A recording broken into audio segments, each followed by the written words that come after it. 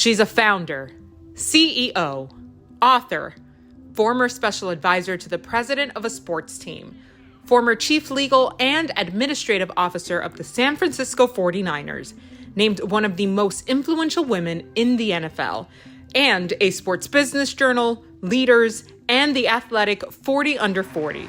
Please welcome Hannah Gordon. He's a transit guy, so. See, that was a stereotype. There was something, he's a transit guy, so. You're a human being. What would you like to ask? Security guards who wouldn't open the gate all the way for me to get into practice every day so that I would have to slide by him. And I wouldn't say anything to anybody because I was so young and didn't want to be a problem. Because when you're the only woman, I was the first woman to cover football at the paper, and I thought, well, if they're just gonna go, see, this is what happens when you let them come here, it just causes problems.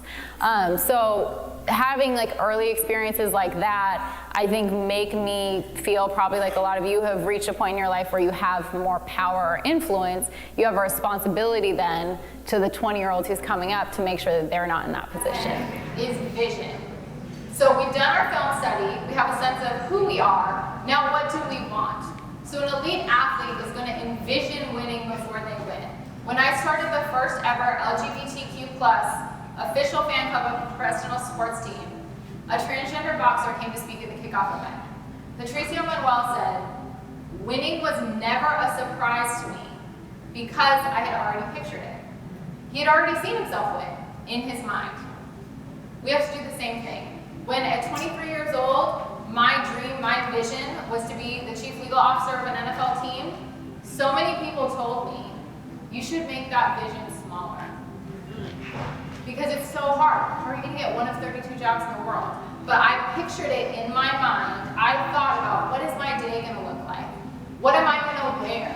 What is it gonna sound like? What are my meetings gonna be like? I envisioned it, and it happened. So I want all of you to do the same thing, but first, I want you to take off the limitations. So a lot of times we'll be like, if any of you have ever watched a game on television, which I'm sure you have, Karen probably put it there. When you read about these huge media rights deals, Karen was probably the architect of that.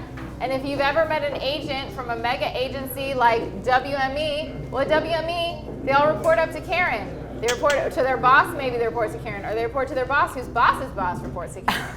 So we are very, very lucky to have you with us today, Karen. Can you tell us what attracted you to sports and how did you end up in the amazing position you are now as the co-head of WME Sports and the executive vice president of content strategy for Endeavor? Thank you, Hannah. God, that's quite an intro. I'm originally from Oakland and a big Warriors fan. Do I have any Warriors